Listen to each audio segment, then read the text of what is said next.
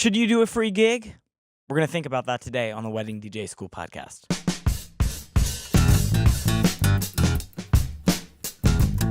Well, hey friends, my name is Josh Mitchell, and I'm so excited to join you for episode 4 of the Wedding DJ School podcast, where today we're going to be talking about free gigs and whether or not you should take them on.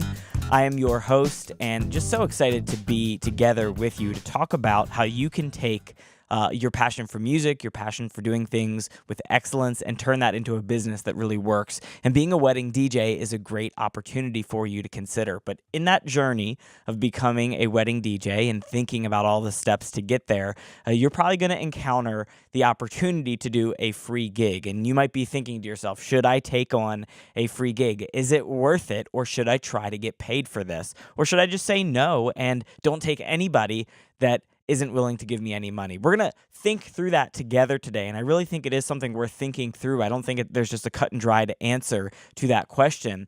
And hopefully by the end of this episode, whatever you're dealing with right now, or maybe in the future when you do deal with this question, you'll have a much better way of thinking it through. So we're always very intentional about what we learn on this podcast, and to make that really easy for us to take what we learn and put it into action, there's a PDF guide for every episode of the podcast. You can get that over at weddingdjschool.com/podcast, and then select today's episode, number 4, and then you'll be able to put your email in and get today's action guide. You can also text Wedding DJ to 44222, and we will be sure to get you that PDF guide. So let's jump into today's points of whether or not you should take on free gigs. And the big answer is it depends. It really depends on whether or not you should take on a free gig, because there's a series of questions about your specific situation that you have to think through before you make that commitment.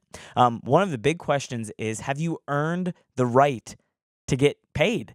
Have you earned the trust and the responsibility of getting paid to do an event?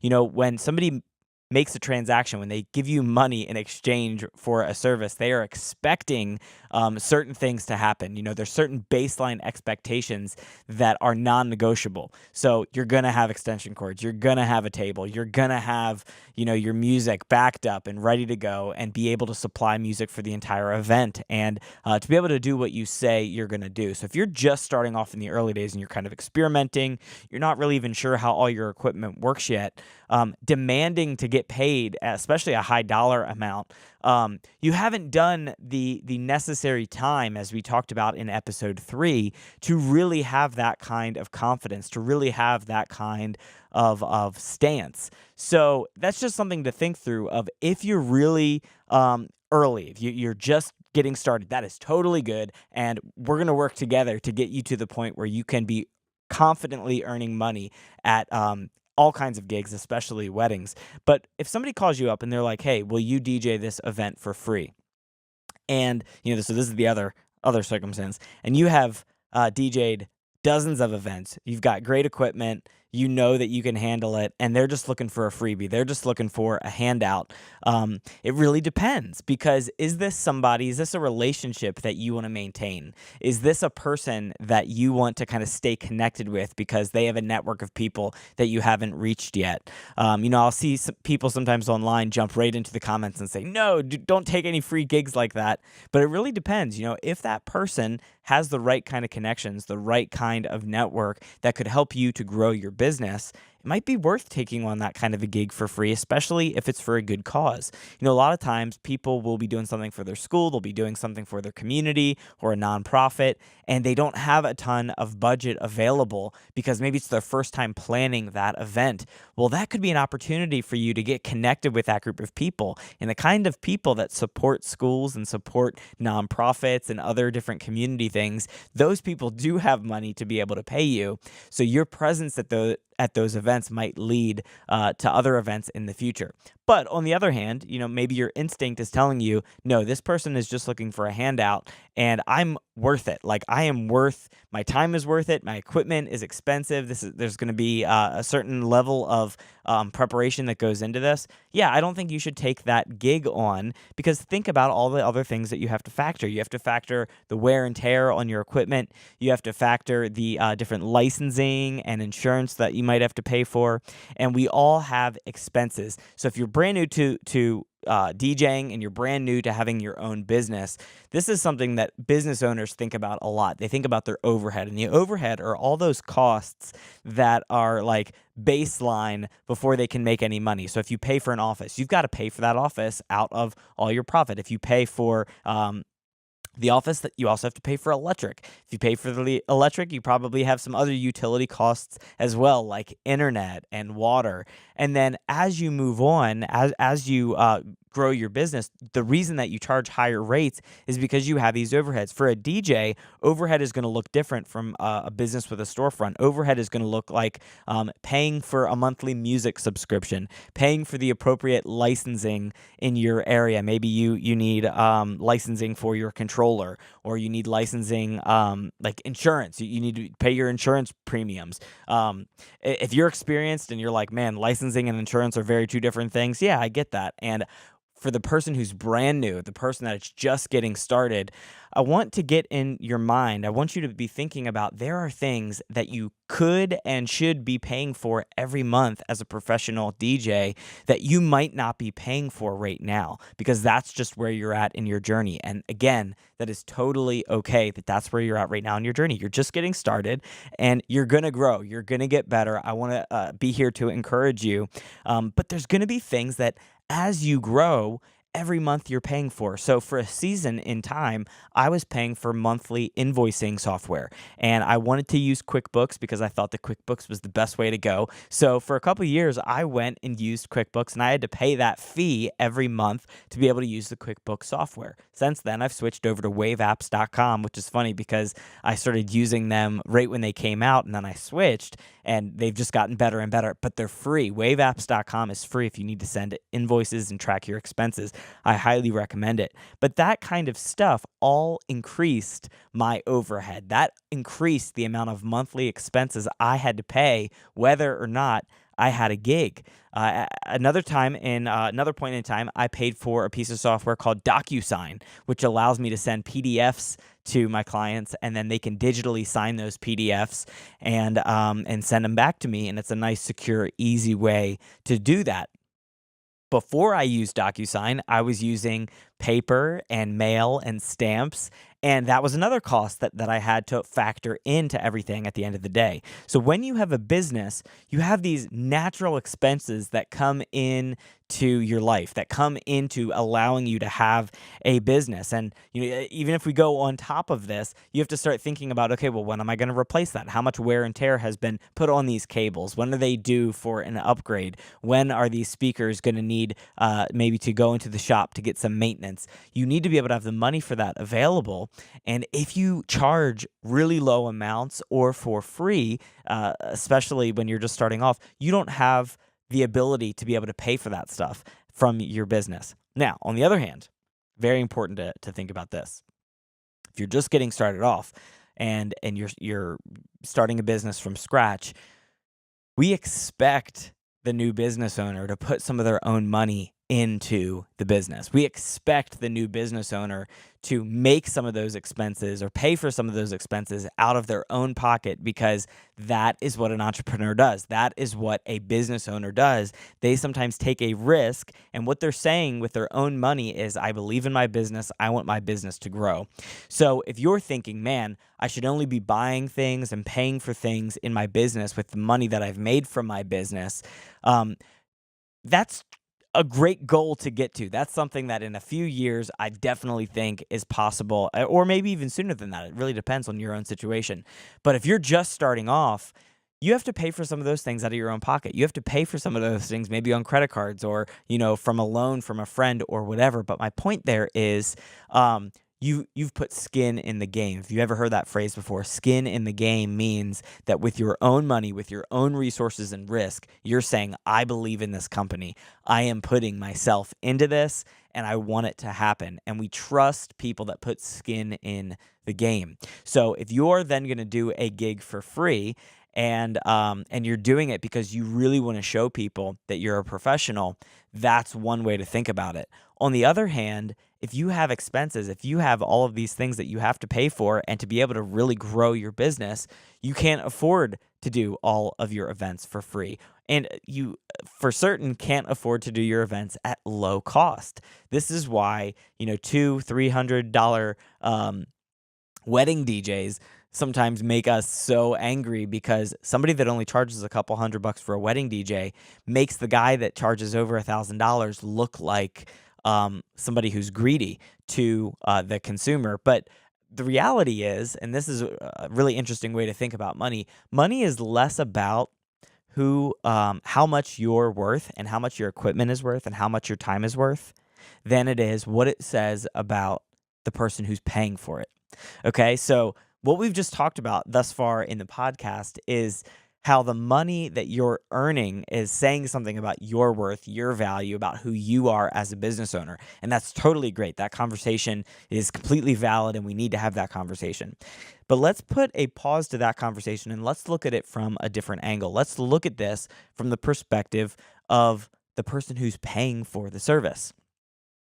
Money speaks about who you are as a person. So if you decide to go out and buy a car for $2,000, which is very cheap, a $2,000 car says, I don't have a lot of money. I just need something to get me from point A to point B.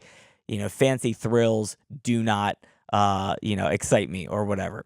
On the other hand, if you're the kind of person that spends $70,000, $80,000, or $200,000 for a vehicle, you're not the kind of person that is wasting their money, especially if you're the one who's making that purchase. If you're the kind of person that pays that much for a car, you love luxury. You love the feeling of being able to drive a car that is that much money. You love the feeling that it gives you to have that emblem on the front or the back of your car. You love the smell of it and the status that it gives you when you roll up to a store and you see the looks that you get from the people that are around saying, oh, you drive that kind of car. So in other words, what you're buying or what the money says is something about you. The cost says something about the person who's buying it. The same thing is true for DJ services. So when somebody is looking for a free DJ, when they're looking for a free DJ, what that is saying is, I don't have a lot of money and I really don't think that the DJ is worth it. That's one potential customer, meaning that they don't think it's worth spending a lot of money on a DJ. There are certainly brides in the wedding industry that think that a DJ is unnecessary because all they do is what an iPod can do.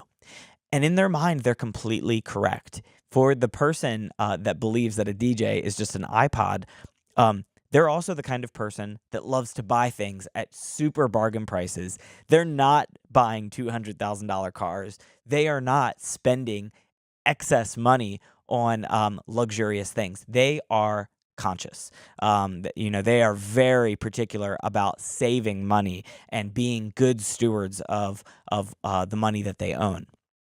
On the other hand, the person that hires the $3,000 DJ and just hires them, right off the bat, that kind of person says, I want quality, price doesn't matter, I want the best, give me the person that can deliver the result that I want, because they're after the result, they're after the experience. The money is just a side product. The person, the budget bride, she looks at that $3,000 DJ and thinks, how can that greedy person charge that much money for being an iPod? So she believes that when she hires a $200 DJ or $300 DJ, that she got a good deal, because in her mind, those two are very equal. And as a DJ, as a business owner, it is not your job to convince the budget bride at the $200 level, or even at the free level, or wherever she is, that she should pay you $500 or $1,000 or whatever, because again, in her mind, she's getting a good deal. She only feels good if she gets a good deal. So let's talk about these free gigs again. Should you do a free gig or should you do a free wedding? Free gigs versus free weddings. I do think that you should do free gigs if you're just starting off. If you're just getting your name out there, what free gigs allow you to do is earn trust. It allows you to go out and perform and really earn the right to get paid. If you haven't yet earned the right to get paid, I believe you should do some free gigs. Not forever, not for all of time, but for a season, you should consider taking on some free gigs. And a tip that I would give you is approach those like you're getting paid a lot of money. Approach those as if you were getting paid $1,000. That is, put in the time, the attention, the effort that you would put in if you were getting paid twice the amount, or a large sum amount. If you were getting paid thousands of dollars, what kind of preparation and thought would you put into making sure that event was good? See, the expectation for a free DJ, we talked about expectations a few minutes ago. The expectation for a free DJ is that they're just going to show up and play music. But if you can exceed those expectations, wow is that gap between the expectations that people have and then your ability to pull off something that's better than that. So if your reality is way better than their expectations, you're going to blow them away. You're going to prove yourself as an excellent person that has unique ability, and that's amazing. So to do that, you've got to know what their expectations are. They're going to have music, they want music on in the background. Obviously I'll need to have my extension cords and the appropriate cables to plug everything in.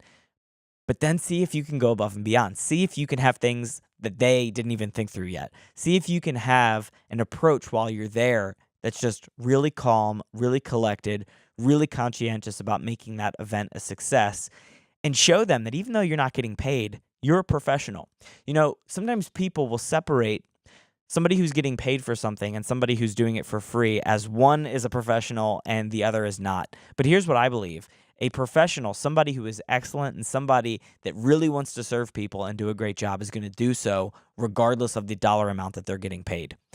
I believe that the way that I conducted weddings for $500 is the same way that I conduct them for $2,000, because the time and attention and the level of effort that I still put in today is the same, if not higher. The point, though, is I approach those weddings as if they were the most important thing in the world. And that's what shows people that you care. It shows people you care when you put in the effort and the time and the attention to really make that event great. So if you can do that for a free event, what are you going to do? You're going to earn trust. Trust is going to lead to raving reviews and word of mouth spreading.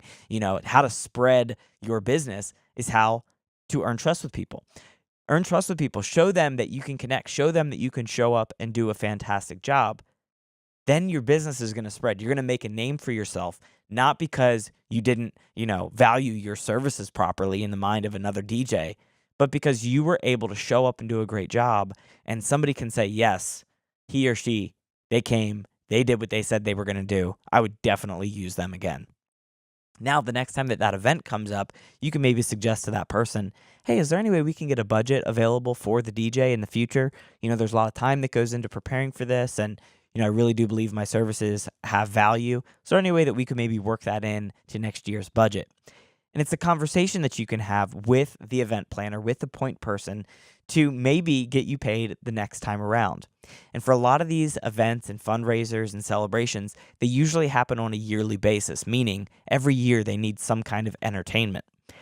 And you might decide that next year to do it again for free because it gives you the ability to connect with people. It gives you the ability to show up and do a great job, to act as a professional. And again, regardless of where you're at right now, that's what we do as DJs. We show up and we create an experience. We show up and do what we say we're going to do. I don't believe that if you're a DJ that usually gets paid hundreds of dollars, when a free gig comes along, that you immediately need to say, no, I'm not doing that free gig.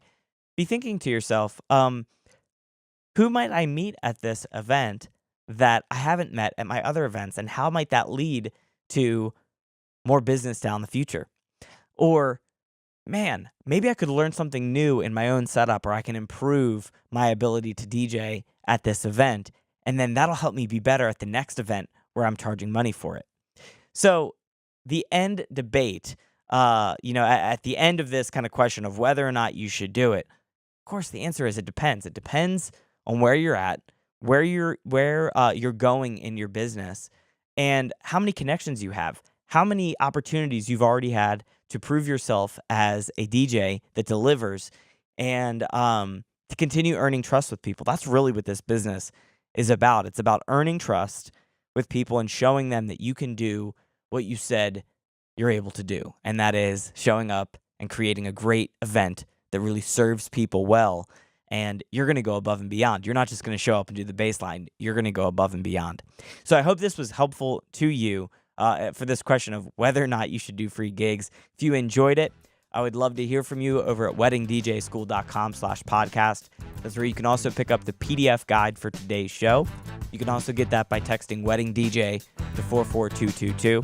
If you're enjoying this podcast, if you could give it a rating over an Apple Podcasts, that helps us in the rankings and the ratings and all that kind of stuff. I would really appreciate that. I hope you have a great rest of your day, great rest of your weekend, and I'll see you in the next episode.